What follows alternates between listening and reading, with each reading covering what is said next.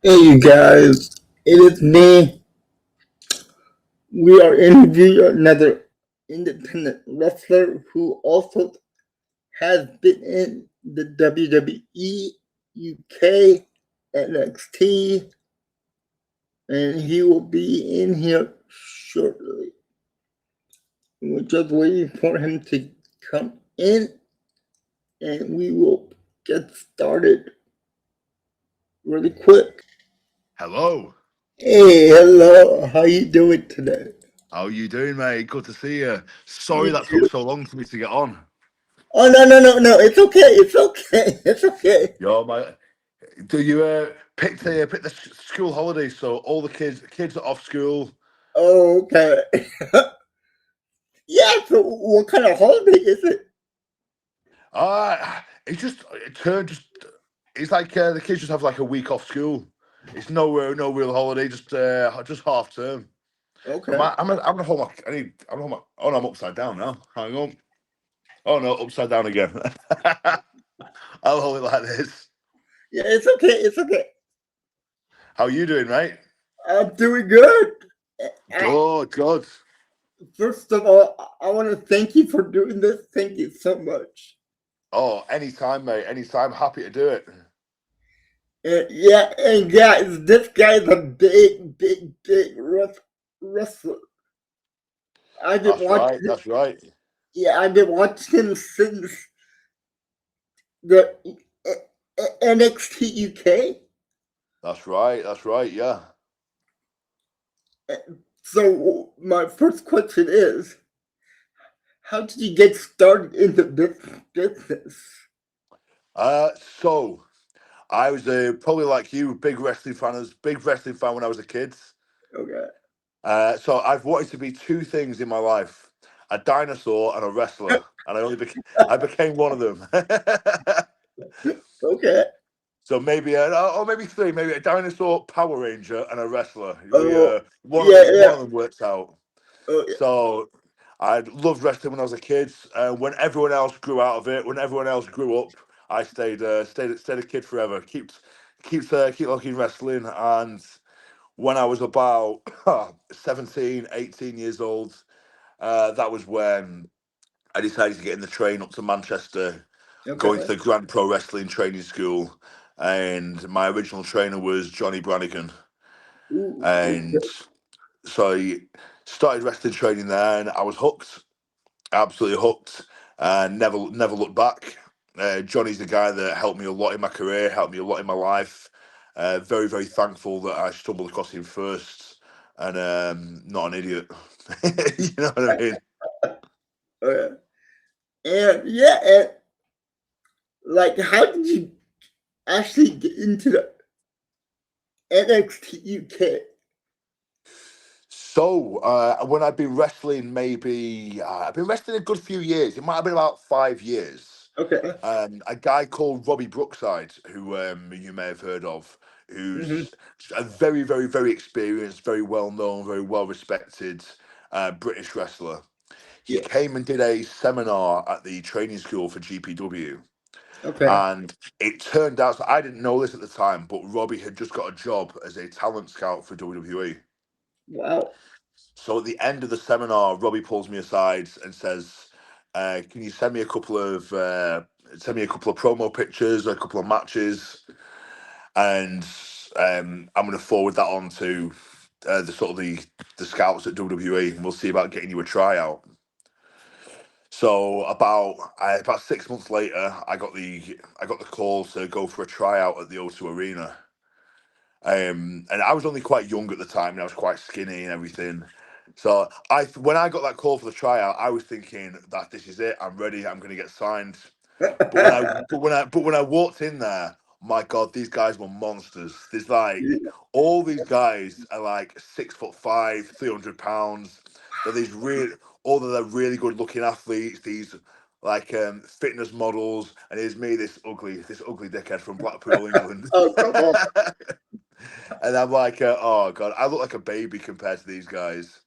But Man. William Regal pulled me aside, and he says, he goes like, you can probably tell you're not ready now, but he says he says I can see something in you. And I'm like, wow, this is like one of my heroes saying this about me. He says, give me your phone number, take my email address, we'll stay in touch. And when we have something come up for you, then we'll give you a call again, we'll get back in touch. Okay. So I stayed in touch with William Regal, and whenever I'd have a good match that I was proud of, I'd send him the video. If I'd had some new pictures done, I'd send him that. And it's a funny story. So I was staying at my grandparents' house. So I was staying at my nana and granddad, and I woke Okay. up early in the morning, and I was sat on the toilet. I had a really bad stomach, so I'm sat on the toilet, and who rings my phone then? William Regal. Oh God. So I'm on the toilet. I'm trying to be quiet. I'm like, "Hello." Oh God. Oh. And then Oh I'm like, I'm trying to pretend I'm anywhere but the toilet. yeah. And then, just as I think I'm covering myself quite well, my Hmm. nana, my grandmother, starts banging on the toilet door, Oh going, God. "Sam, how long you gonna be? Your granddad needs a shit." Oh God. Really? Yeah. Yeah, yeah. Oh So I'm going jeez. like, shh, shh. Jeez. But that call was him saying we're doing something called the WWE UK Championship Tournament, and Hmm. we want you to be a part of it. Okay. And from that tournament, rolled into was sort of from that UK tournament birthed NXT UK. Hmm. So we did the tournament first, and then we did a set of TV tapings in Norwich. And then they signed a new wave of talent, like the Coffees, Zach Gibson, Kenny Hmm. Williams, and all these really great wrestlers. And some really rubbish wrestlers like Isla Dawn as well. Oh. Uh, I joke with them. But yeah, so from that rolled into NXT UK, and the sort of rest is history. Nice. Nice. And I know in the NXT UK, your first rival was Pete. Yes, that's right. Tell me about you and what kind of rival you had going on back in the day with Pete Dunne. So I knew Pete Dunne beforehand. Pete Dunne thought I was crazy. Pete Dunne. Really? So I was on a tour with him in China. Okay. So me and Pete went to China for like a few weeks. That tour, China, there was me, Zach Gibson, Pete Dunne, CJ Banks, Tim Wiley. There was just a real like good cast of wrestlers there. But man, like I was young, and China's, it's an unusual place.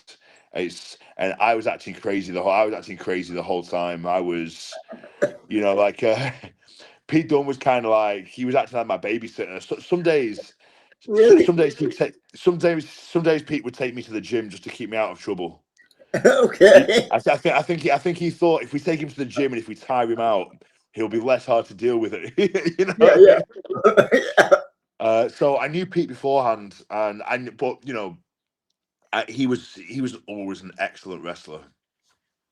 He Okay. was he was kind of like he was just always he had this crazy good mind for wrestling.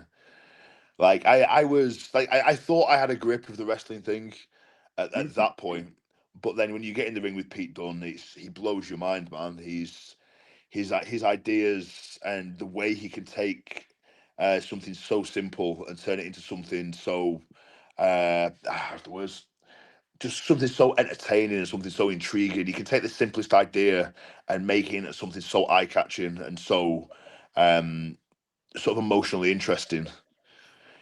So it was when I was told that I was going to do something with Pete at the UK tournament.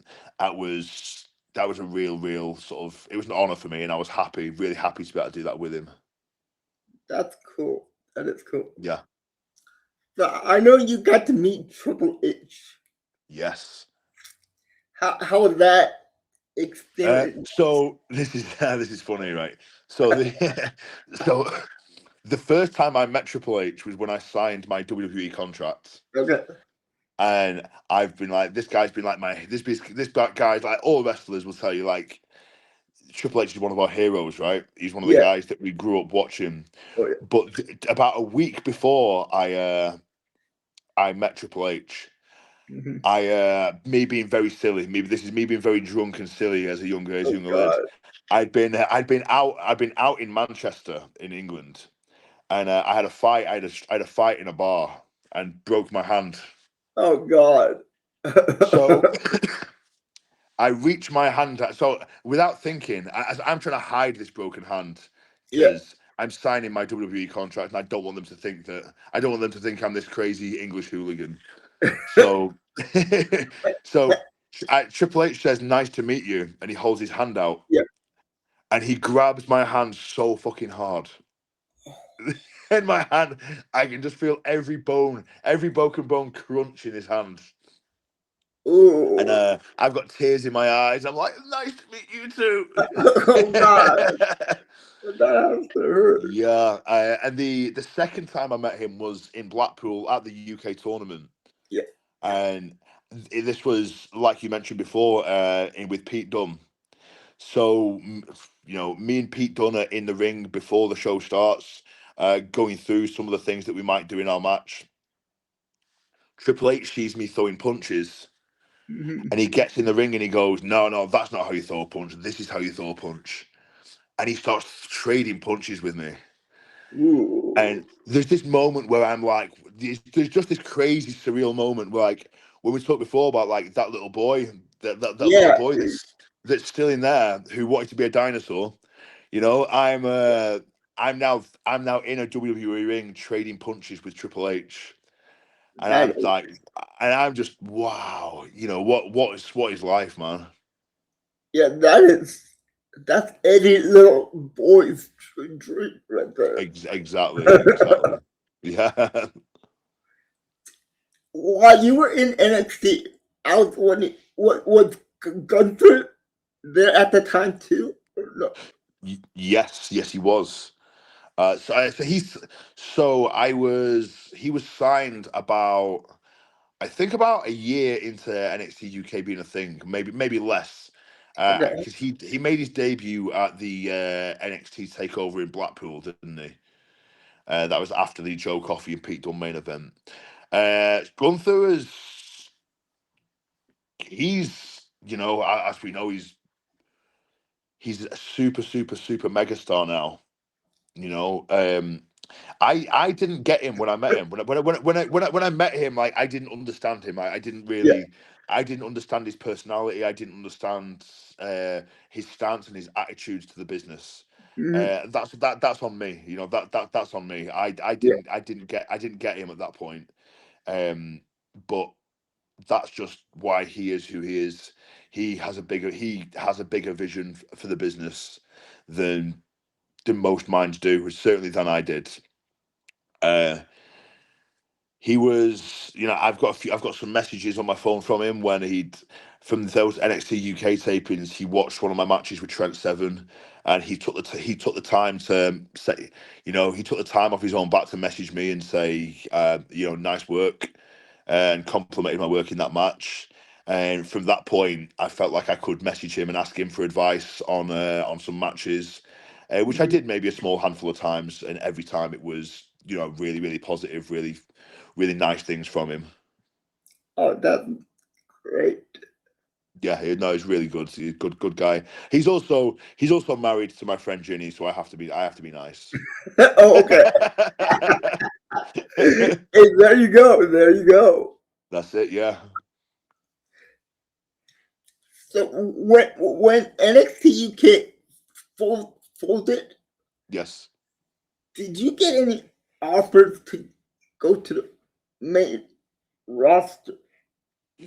So that's quite a hard subject for me, but yes. So NXT did make offers to me more than once to move to Orlando. They wanted me to move to Orlando quite a bit. We went back and forth on that a lot. What it came down to for me is I have two young children here in the UK.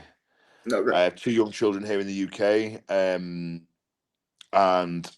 The money they were offering me was for a young single man, it would be great. For a Yeah. man with for a man with two children to move from the UK to the States and things like that, it it would have had my children struggling to eat basically. Yeah. So we couldn't come to a deal at that point. Okay. But I'm still optimistic that in the future, hopefully that may still happen. We maybe still be able to get that on the table. Yeah, that was my next question. Is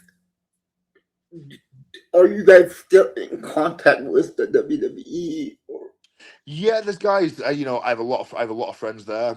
A lot of friends that work there, both behind the scenes as coaches, um, and talent on screen as well. Like for example, one of my best friends in the world is JD McDonough. oh, He's just one of the best guys they can ever meet.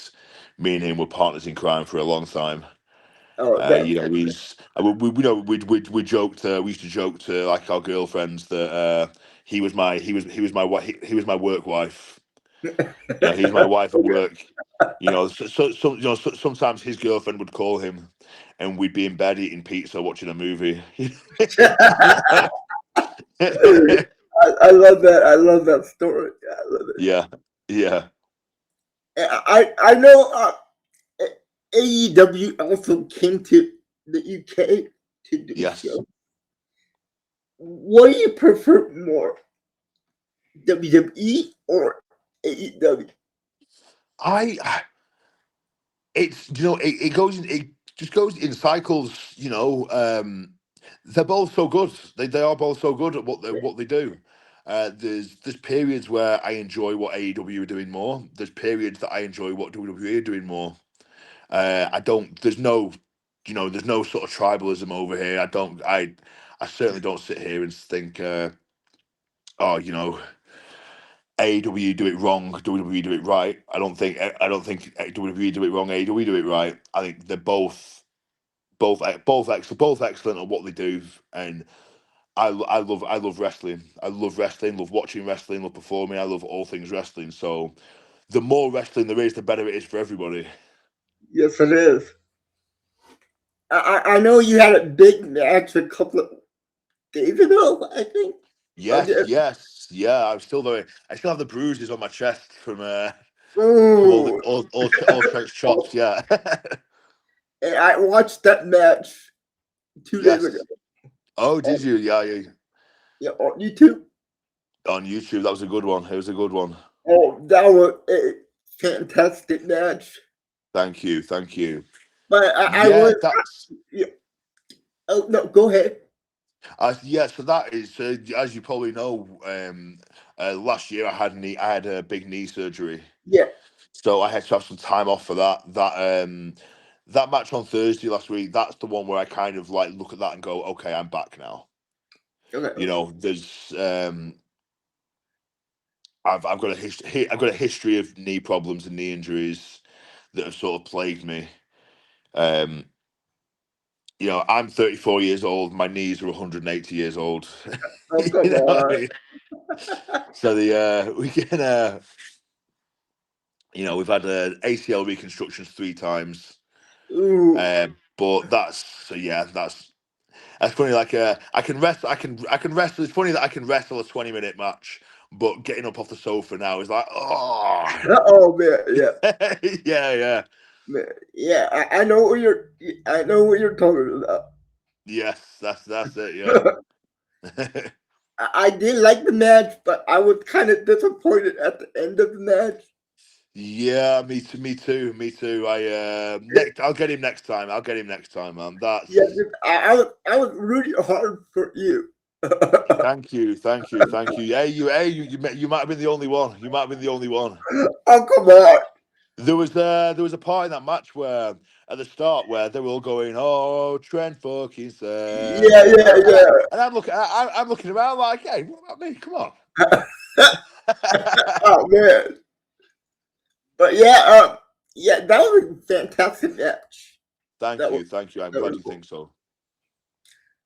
So yeah, You were out for 11 months with a knee injury. Yes. So how was it get into the ring after 11 months? So that was so. I've got to say, I do have to really shout out to my girlfriend at this point as well, because after my knee surgery, she looked after me great, man. She Oh, would, boy. she was. I was in a wheelchair. She would wheel me to the gym. She would put my weights. My girlfriend's tiny. She's like 5'1", and she's putting these big weights onto the machines for me, so I can limp over to the machines and press them. Like Oh, her wow. her lower back might never recover. Oh, She's, wow. you know, That is, she was making all my meals for me, all my food, making sure that I was okay, making sure that I was using my crutches and taking the pain medication. So when it was time ready to wrestle again, I had to make sure that she was on board with it. I had to make sure I had to be like, hey, because she, if I wasn't ready, if I did it again, she'd beat me up worse than any other wrestler could. I mean, that's a great woman right there. That's right. That's right. So first match I had back, that was a three way in somewhere in the northeast. That was kind of like that first one back. I didn't quite feel ready. That was one where I came out of the ring afterwards and I said, okay, I don't think we're ready yet. Okay. Because you don't really know until you're in there, until you're in front of a Yeah. crowd. So I did that match and I came out and said, okay, I'm nearly there, but not quite yet. I think we're another few weeks yet. And then came back again in Liverpool, I believe, with a guy called Lewis Johnson.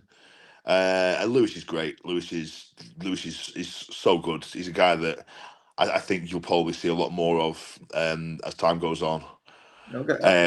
But again, I came out of that one and said, okay, we're nearly there, but not quite. Hmm. I did another couple of matches with him, but they were kind of like street fight type matches. Ooh. So they're hard.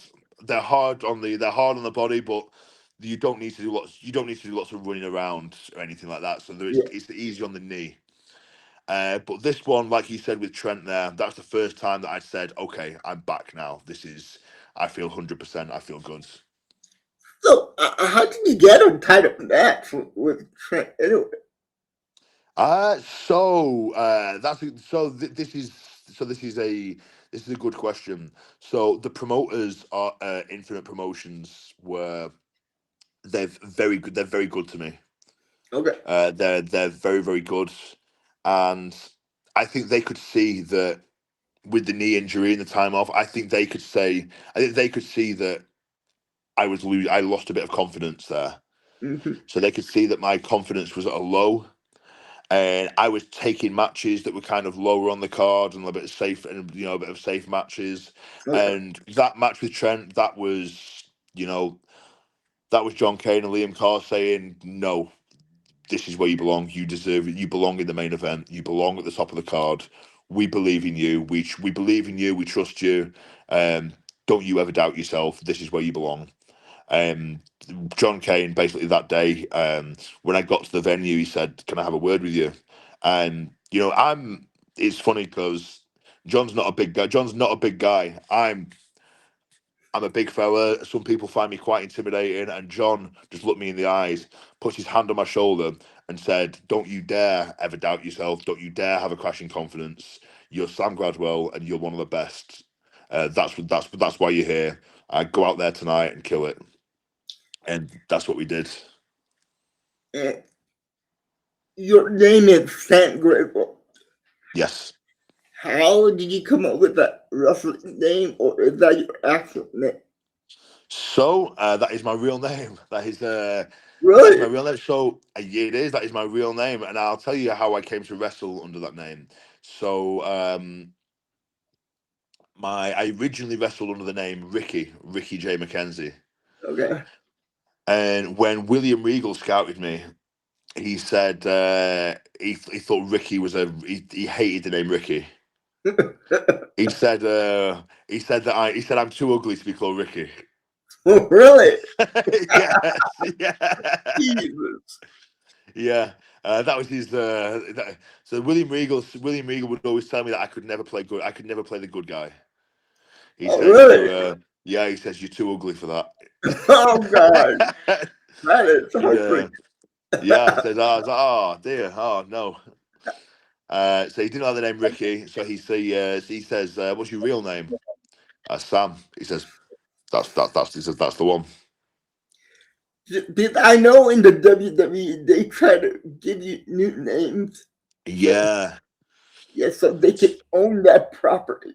that's right. So that was the reason. That was another reason that William Regal told me to use my real name, because if I use my real name, I own that property. No one can take your real name from you.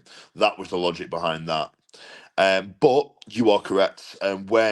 When I was in NXT UK and they were asking about moving me to Florida, I was asked to come up with a list of names. Really? Yes, a list of names that I would like to be that I could potentially use on the main roster.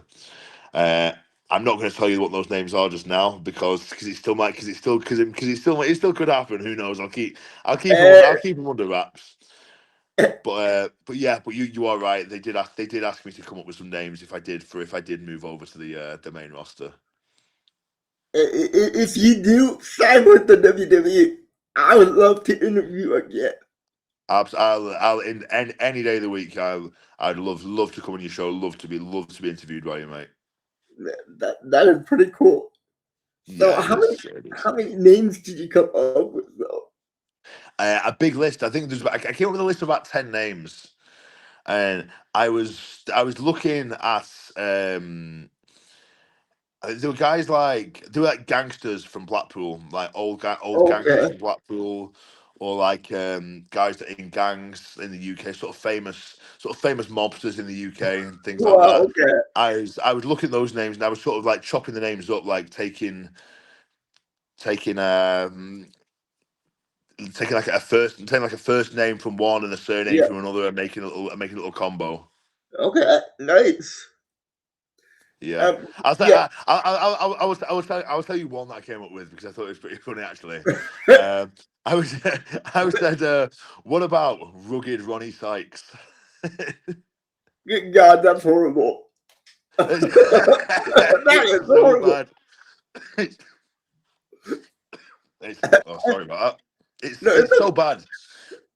But then, a- after you come up with that, after you've been thinking of names all day and you've got through about 20, there's nothing but horrible names come to your head. yeah, yeah, You yeah. just and you start thinking, oh, is it good? Is it good? And then you're like, no, it's awful. Yeah, that one was awful. That one. Yeah, yeah.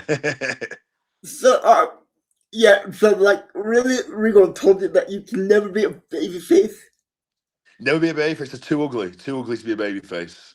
but in the independent, would you like to be a heel or a baby face?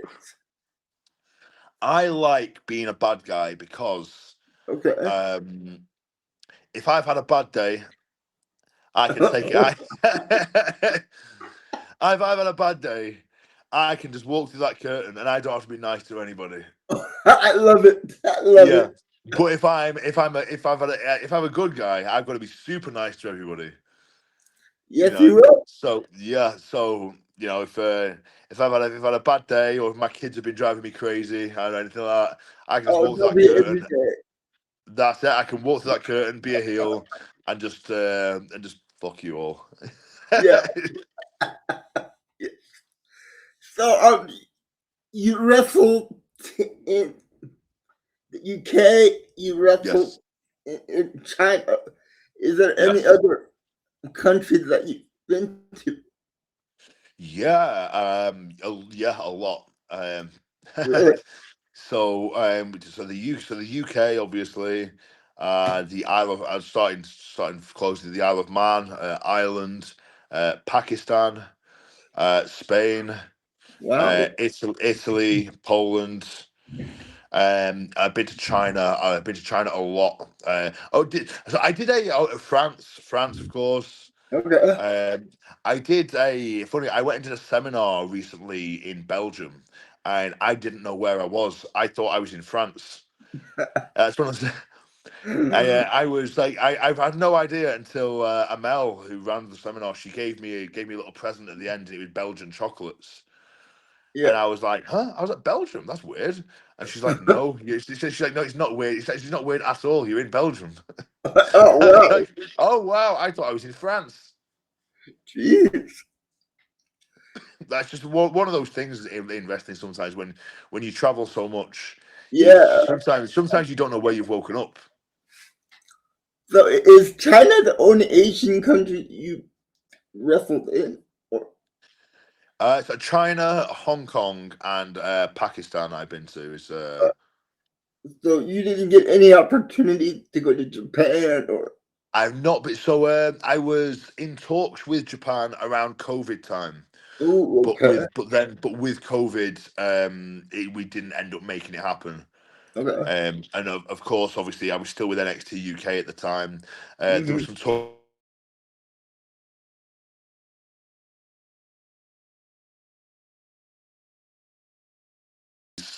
go over to certain promotions in Japan. We were quite close to making that happen, but it just started a line there. I would still love to. My friend Rob Drake has just debuted over in Japan. Okay. I'd like to. I wouldn't mind going over and getting up to mischief with him at some point. So yeah, I was wondering about this. As an independent wrestler, do you gotta pay for your own travel expenses? So I don't. So if I take a booking with somebody, um, I will obviously get my flat rate for the booking, Hmm. plus whatever my expenses are. So they will either pay for the petrol or the train. And a lot of times I will see if there is space on the card for guys that I've trained. Um, shows there's people on the scene that I've had a hand in training, and that I'd like if I'd like them to get a little bit of show experience, I'll maybe say, hey, well, this person can drive.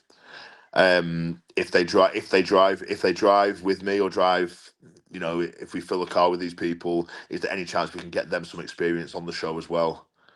Oh Uh, wow. so so we'll try and normally fill a car as best we can, bring transportation costs down as best we can. But Hmm. no, I don't pay for my own my own travel there for the most part anyway.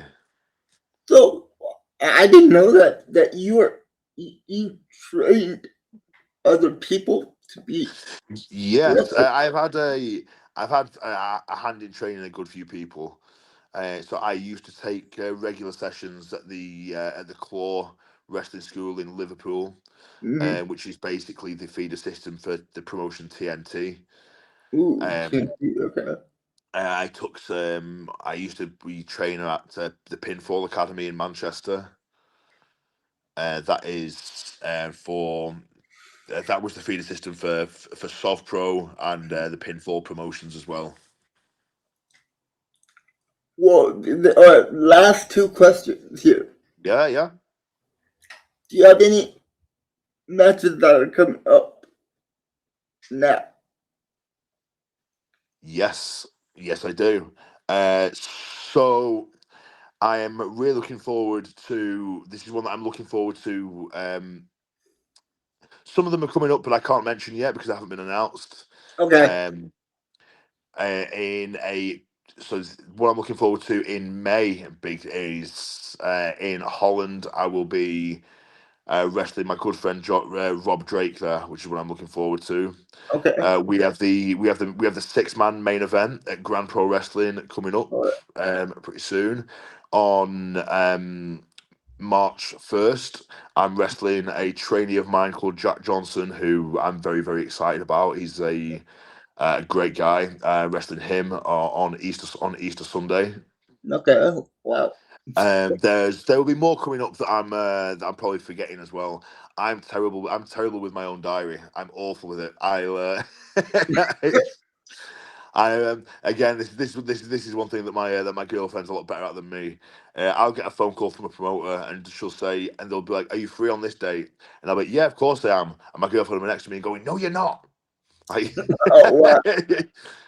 like why do you always forget? I'm like, oh, I don't know. I hope you give your girlfriend a cut of the pay. She gets 100% of the pay, doesn't she? She's That's a good woman right there. that's absolutely. And the last question I ask all wrestlers this question: who would you put on the Mount Rushmore of wrestling in the UK? In the UK, wow. Okay, so wow. Independent or all time? All time. Okay. We have to go the Dynamite Kids. Okay. Nice point. Dynamite Kids. Marty Jones. Okay. William Regal. All right.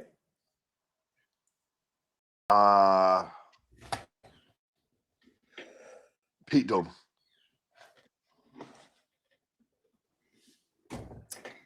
And so we got Pete Dunne and Will Ospreay.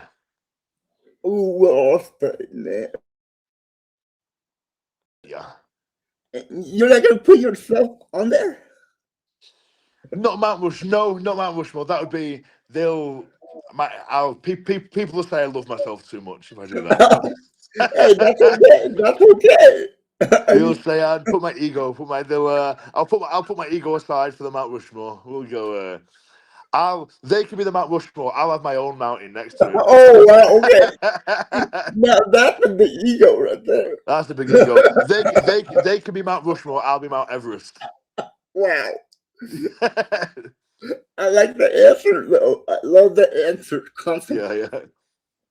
Well, Sam, thank you for doing this. I really appreciate it. It was fun. No, thank you so much for your time. Thank you so much for having me. It's an absolute honor. I love what you do. I think you're a great interviewer, Oh, thank you. and I would love to chat to you again anytime. I mean, I hope we can keep in contact still. So. Absolutely, of course. All right, guys. I'll have all of his information in the description below. And is there any final thing you want to say to the audience? Get on that, you bunch of yogurts. In a bit. I like that. Thank you so much. Thank you so much, mate. I'll see you later.